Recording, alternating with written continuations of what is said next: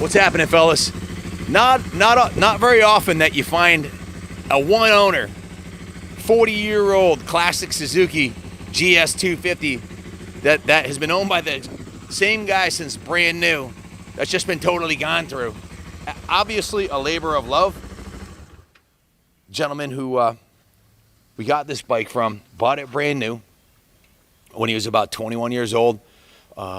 It's got 7,900 original miles on it, and he just went through it front to back, top to bottom, completely went through the entire bike, starting out with a brand new metallic blue paint job on the gas tank, new decals on the side covers, had the seat professionally refoamed and recovered, put a top of the line touring rack on here and sent it out and had a professionally powder coated metallic silver. I don't know if the camera will pick this up, but you can see the upholstery and the powder coating on this is brand new.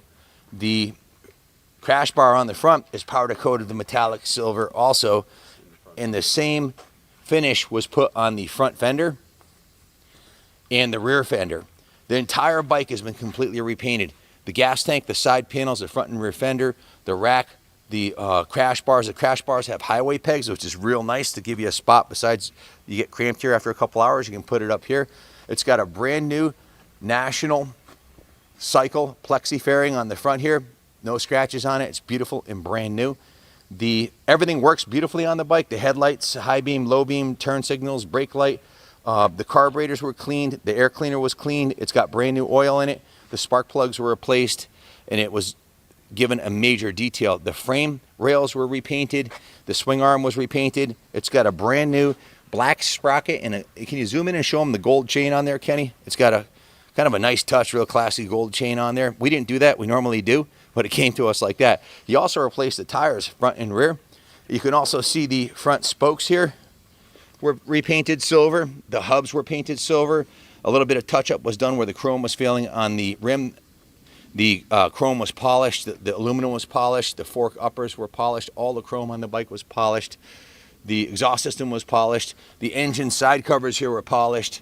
The cylinder was repainted metallic silver to match the rest of the metallic silver. All the chrome was cleaned.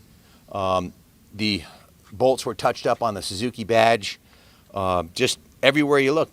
Now, if you had to bring it to a shop and get this kind of work done, you can plan on 30 hours labor for sure, between dismantling the entire bike and repainting it and cleaning the carbs and reupholstering the seat and sending everything out for powder coat and giving it a tune-up and putting new tires on it.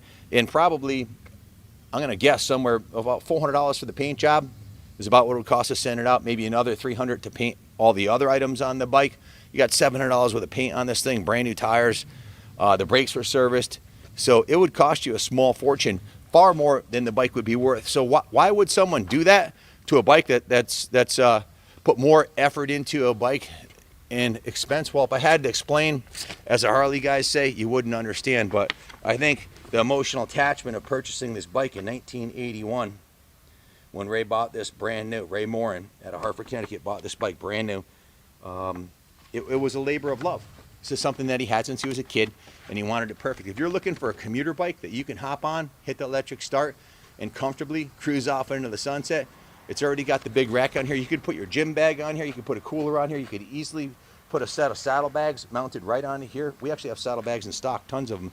If you want a set, let us know. We'll see what we can hook you up with, or you can buy your own set. Just a cool piece. Between the paint job, the powder coating, the tires, the rack, the windshield, the crash bar, the highway pegs, the new chain and sprockets, the new battery, all of those items, plus labor, you're looking about, well over $3,300 in parts and labor to do this to a bike, unless you did it all yourself. If you dismantled the whole motorcycle yourself, mounted the tires yourself, could tune the carbs, it's a very expensive project to restore a vintage bike like this. It's been done, and it's ready to go. It's a no excuses classic. A lot of guys are taking these. We just had one of these bought in by a good friend of mine, John Szymanski. His son bought one of these that was turned into a kick-ass cafe racer bobber. You wouldn't even recognize the bike, what the guys are doing with these. I would not do that with this one. This is way too nice.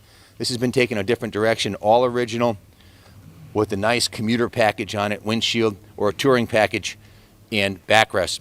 It's going to be affordable to own, to insure, The taxes will be peanuts. You can get a classic plate on it. It'll cost you almost nothing. And this bike is rated for about 70 miles to the gallon. So basically free fun, free transportation, Japanese quality. It's not going to have any issues, no electrical problems. It doesn't need anything. It's ready to go.